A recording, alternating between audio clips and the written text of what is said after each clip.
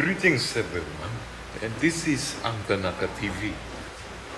Today, I'm just gonna do some reading. There's really nothing to do, so I'm just uploading this for a good read, for a good scare. So, today our book is, one of my favorite series. I used to have a lot of collections of these. So, here goes. What's written in the back? What if an encounter with the unknown is not at all random? What if a ghost is not out to scare you, but to communicate with you? Can you handle the conversation, or will you run from it? Can you survive an encounter with someone from the dark side and live to tell the tale? And most important question of all, can you survive this book? Right. So here goes.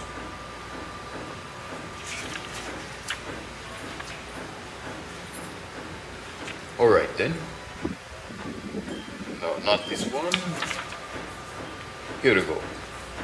The story called Dim by Gabriel Fernandez. One night, back when I was 12, I had just come home from playing with my friends. My father had told me to go brush my teeth and go to sleep, so like an obedient son I did. At that age, I was heavy on scary movies. As a result, I scared easily. Even the slightest noise would render me sleepless. I asked my parents to keep the hall light on at night. That night, after being asleep for what seemed like 5 hours, a strange noise coming from the mirror at the foot of my bed woke me up. I opened my eyes to see if something was causing the noise. I saw nothing out of the ordinary. I closed my eyes again, assuming I'd only been dreaming. What happened next startled me that it was one of the memories I will never forget my entire life. Well, I heard the noise again. This time, I sat up.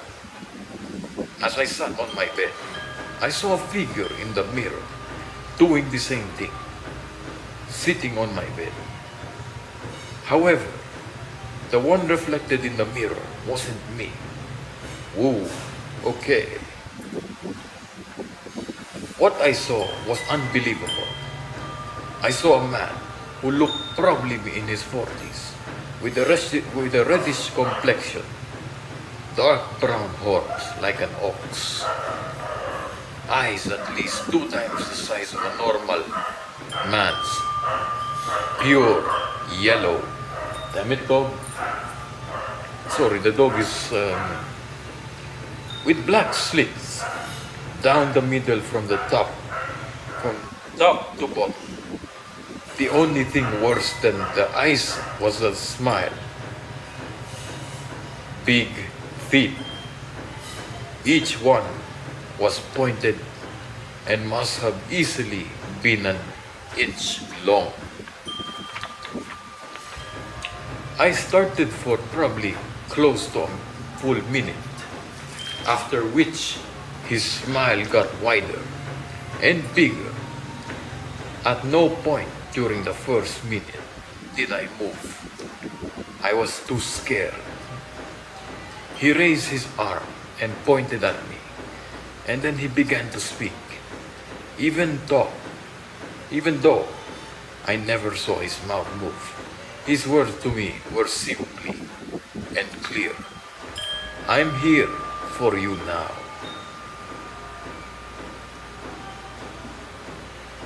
As soon as I heard that, I screamed for my father. I heard him coming from his room, down the hall to mine. Over the sound of my father's footsteps, I heard the man in the mirror talking to me. With a deep, grumbling voice, my father turned on the lights in my room. I instinctively blinked to adjust my eyes to the sudden brightness. And just like that, the man in the mirror was gone. I am a student now, 8 years later. I am a student now, and 8 years later. And I still think about the incident from that time to time. Something happened a week ago that made me recall every detail of that incident. I woke at around 2:37 a.m. in the morning. My bed, to the noise of my backpack shaking violently. I sat up straight in my bed to see the same figure in my mirror again. At first I thought I was dreaming. I blinked like the first time in hopes it would go away. And it did. The backpack, however, was still shaking. I crept to the edge of my bed to check it. As soon as I looked, the shaking stopped. Right. I can't quite say I was visited or threatened by the devil or a demon. I am still an atheist, but what happened these nights, I just can't explain. My dad still thinks I was dreaming, but I haven't told him about the most recent time. Alright, that's the end of the first story, called The Demon by Gabriel Fernandez. Now, are you ready for some more? It's only 7 minutes past and 20 seconds. Now, the next story I'm about to tell you from this book is another by Gabriel Fernandez, and it's called Dangerous Doppelganger. I attended a college not too far from my home, but stayed in a dorm inside the campus from Monday until Friday. I drive home on weekends most of the time because I had friends in my hometown that I like to spend time with. One Sunday morning, I was sleeping late, and my father had gotten up very early, as most country folk did in those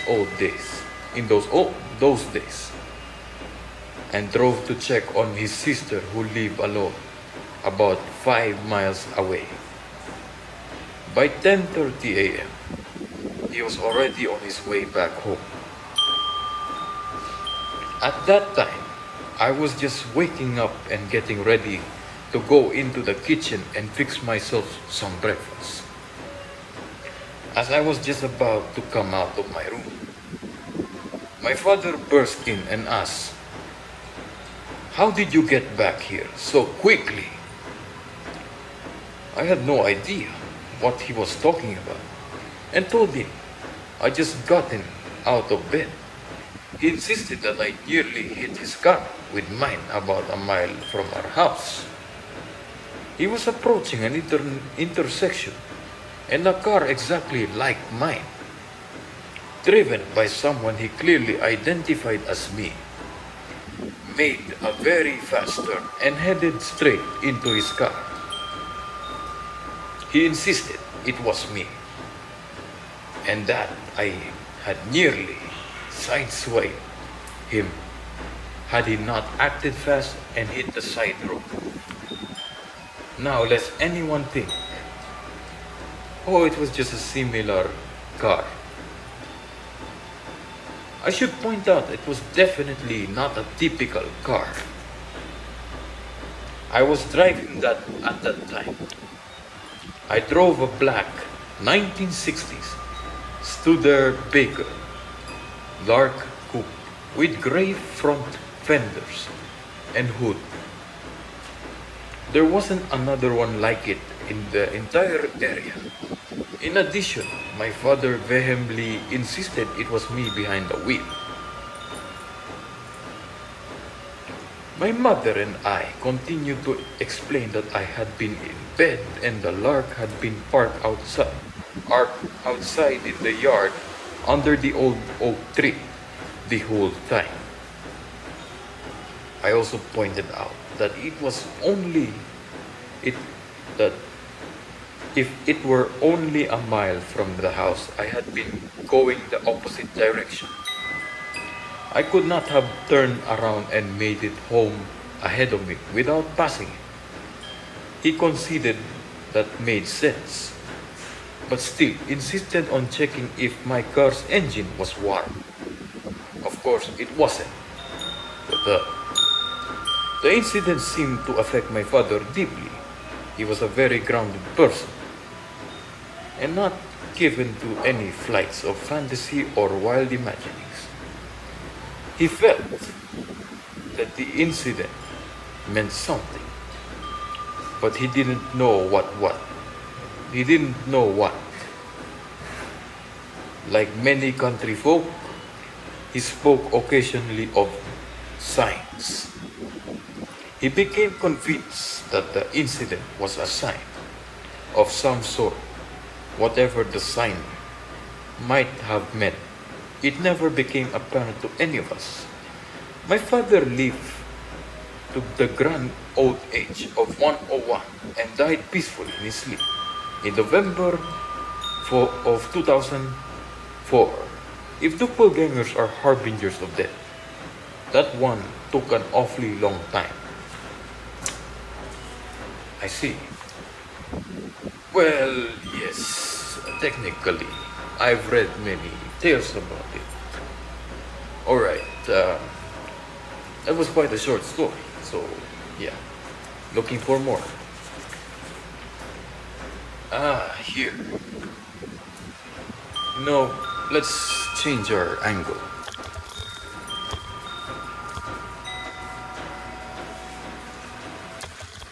I guess this would do.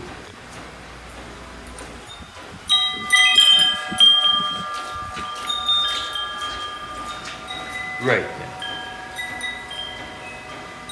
Yeah, because the darkness kind of ruins the camera thing. So, welcome to the bite. The next story is by an Alma S. Anoras.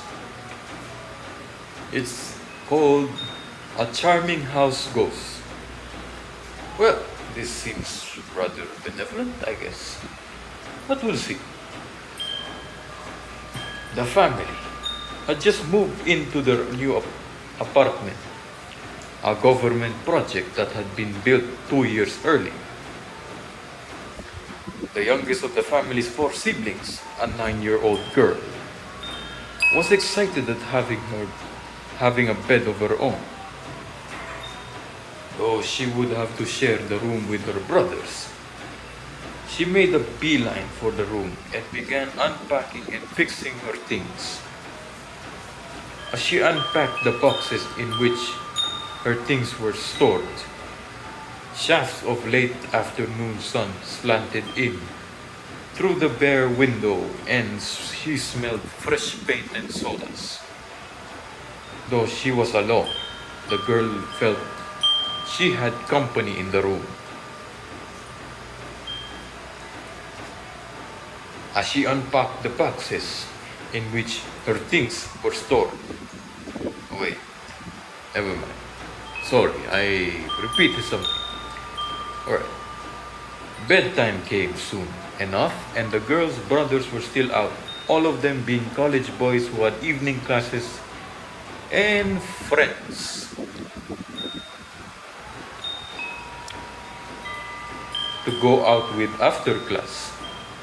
Her parents' snores came through the wall, dividing her space and theirs. She went to bed in her favorite pink pajamas with the reassurance that mom and dad were within yelling distance. The girl was dreaming about her pets, a cat and a chicken, when she felt one side of the bed sink beneath her, as if someone had taken a seat beside her. Startled from sleep, she sat bolt upright, letting her tattered old security blanket fall to her waist, and looked in the direction where she had felt the weight on the bed. Lo, she was not alone in her room, or in her bed for that matter. Sitting by her left thigh was another girl, who was about her age. The child had long black hair that covered the left side of her face. She was clad in a white nightgown. One round black eye was fixed on her. She's like, "Hi there." The child in white gown said, "I'm sorry if I woke you. I was just watching you sleep. Every breath you take, I'll be watching you." Creepy. "Who are you? How did you get in here? The front door is locked with a deadbolt. I locked it myself." The little girl asked the child, who sat calmly on her bed, staring at her. "My name is Victoria, and I live here," the girl in white gown said, ignoring the query about how she had gotten into the bedroom. "Live here? I live here. We just moved here," the girl in pink pajamas said. "I must be dreaming, but I am really sure you woke me up. So what gives?" "I guess I have to start at the very beginning," Victoria said. "I live here and have lived here since before this apartment building was built. I'm dead now, but I still live here. If that makes sense to you." The child must be a ghost. Then, the little girl in the pink pajamas thought to herself. She ignored the fear of tapping a cold finger on the nape of her neck and decided Victoria wasn't so bad after all, since she didn't try to be frightening or disgusting the way other ghosts might. Since she was fully awake already, she decided to talk with Victoria like she was just a regular kid. The night deepened with a full moon showing its light through the window as the two girls, one alive and one ghost, chatted as if they were at a sleepover. The girl in pink pajamas found out that her new friend had lived in the housing settlement that had been burned down 2 years before the construction of the apartment building commenced over the site of the fire. "I was able to push my little brother and my little sister out, but something hot and heavy fell on me. That really hurt, and I cried for my parents. But they couldn't help me because the fire was so hot," the ghost said. "Our home filled with the smoke, and after a while, I lost consciousness. I was praying that God would keep me safe, and He did. I actually sort of fell asleep, and when I died, I did not feel any pain."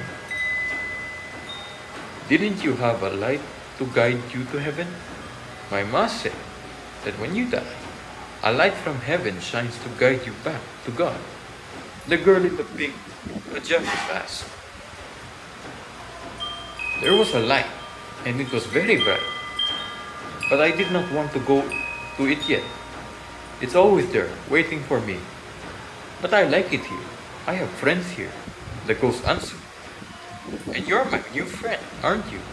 Promise I won't hurt you or scare you or anything." "Sure, we're friends." The girl in the The girl in the pajamas said with a smile, I like you, and you're the first friend I've met. I'm made here. Can I hug you to close the deal? Victoria held her arms out for a hug and leaned forward, her heft and weight belaying that she was only a spirit. Her movements made her hair fall away from the left side of her face, and the girl in pajamas saw that her ghostly friend's face had been burned almost down to the bone. She hugged Victoria's cold form anyway, and that was the start of an unusual but long-lived friendship.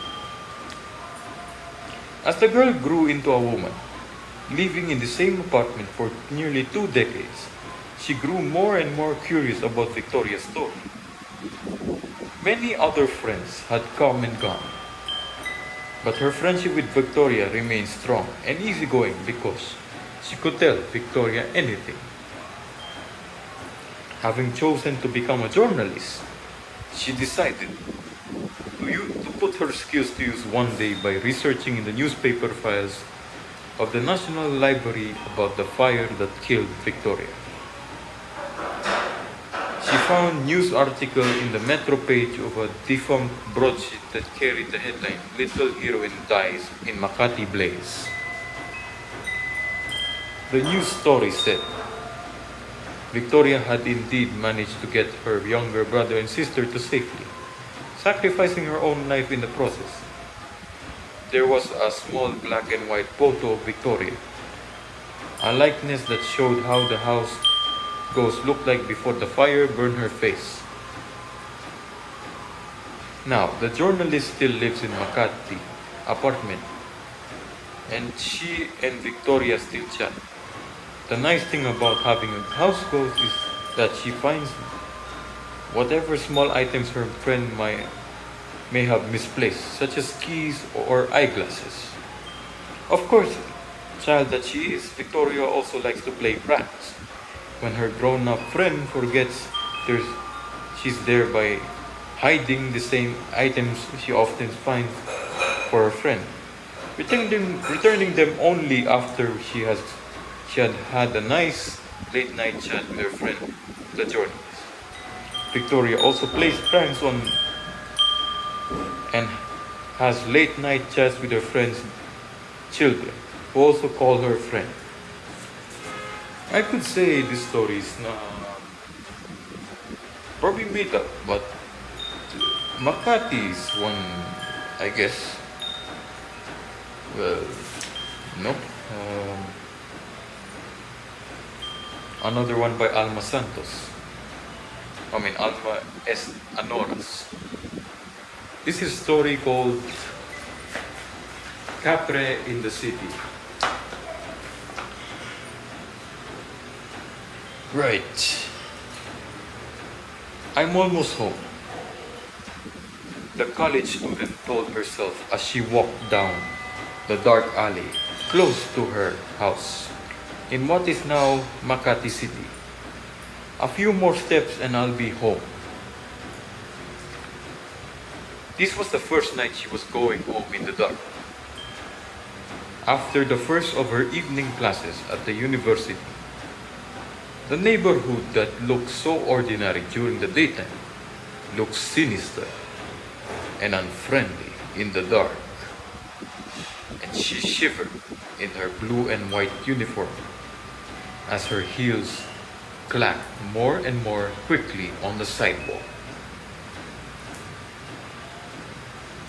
Two dark figures leaped out at her as she neared her home.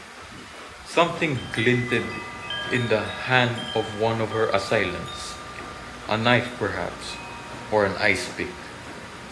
Hold up though, one of the men said, poking the weapon close to her throat. Give me your money and your watch, your wristwatch. The girl knew her neighborhood like the back of her hand, and she did not need lights to guide her home. She was also in the college track team. She could run at the top speed and hope to make it home in the dark. or hand over what few valuables she had on her at the time. In a split second, that felt like forever. She came to a decision and made a break for it, leaving the two cursing muggers and one leather shoe behind her as she ran the most important race of her life thus far. I can't lead them straight to my house. My parents are already asleep, and my brother aren't home. I better make switchbacks and confuse the muggers. She told herself as sharp pebbles bit into her unshod foot and she felt blood trickling from her unprotected sole. There will be enough time to take care of the wounds on my foot later. She went running up and down the alleys of her neighborhood, making crazy Ivans as she went. Winded from exertion, but having left her assailants behind, she leaned against the large old ipil tree that stood about 20 meters from her front door. The ipil tree was a neighborhood legend because it could not be cut down, despite the fact that the property developers had used everything they could: axes, chainsaws, even a backhoe. To remove the tree, the gossipy old ladies at the sari-sari store near the basketball court opposite the tree said an encanto lived there. Whatever they said about the tree, there must be some truth to it, the girl thought, wondering if the smelling of burning tobacco assaulting her nostrils was really wafting down from the tree branches as it seemed to be doing. The girl remembered the stories well, wondering if she was in for something worse than the muggers by seeking refuge in the shadow cast by the creepy ipil tree that night. But she still needed to catch her breath. Panting, she decided it was better to be safe than sorry. She repeated the age-old chant of Tabi Tabi Po thrice, as her father had taught her.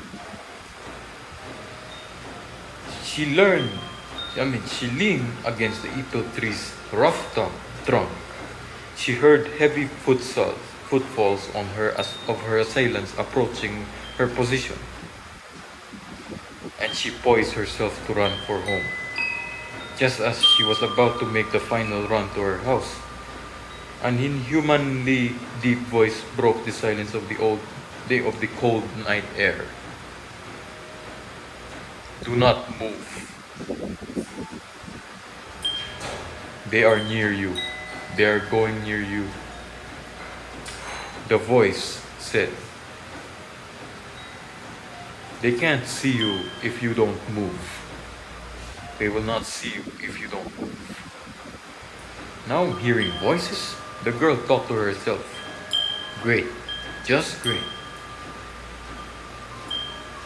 I'll either be locked up in a loony bin or stabbed dead.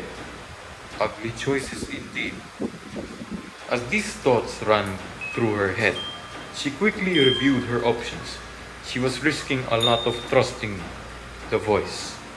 But if the muggers caught her before she made it into her locked and dead-bolted house, she'd be dead too. And deadbolts require the use of both hands, and at least 5 minutes to open. Trust the voice, she decided. Don't move. She held as still as a park statue despite the weight of her book-filled backpack. And one of the muggers came to a stop dead ahead of her. Standing just in front of her. Don't breathe, she told herself. Don't sneeze, she said.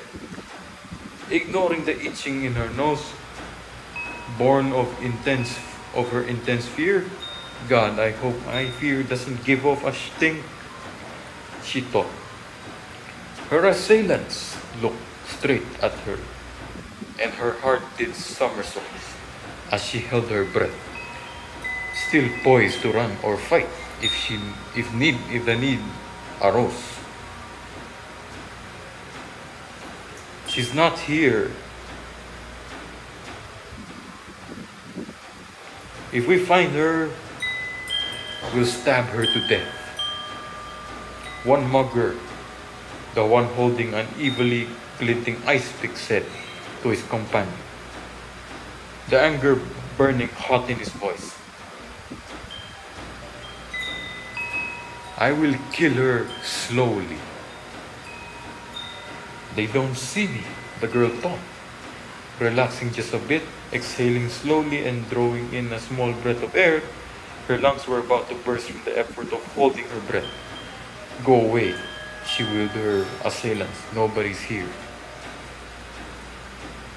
After a few terrifying minutes, the muggers left, empty-handed and devoid of prey. The girl sank to the ground, her back leaning against the old ipi tree. You may go, human. There is no enemy here. The voice addressed the girl from the height of the tree branches. The smell of burning tobacco was stronger than ever. The girl looked up, frightened still, but curious and eager to thank whoever it was that helped her. She saw a dark, hairy giant of a man, whose only covering was shadow and leaf fronds. It's a capre, she thought, a tree guardian. Thank you for helping me, she said, the thanks coming out in a squeaky and frightened stammer. What can I do to pay you in return? Her mind was working quickly now, remembering her grand aunt's advice that one must have a material offering to give as a thanks to any elementals or nature spirit that provided one with assistance in times of need. I like tobacco.